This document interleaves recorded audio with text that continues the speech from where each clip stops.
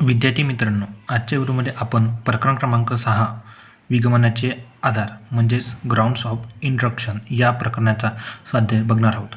चला तर मग व्हिडिओ सुरू करूया.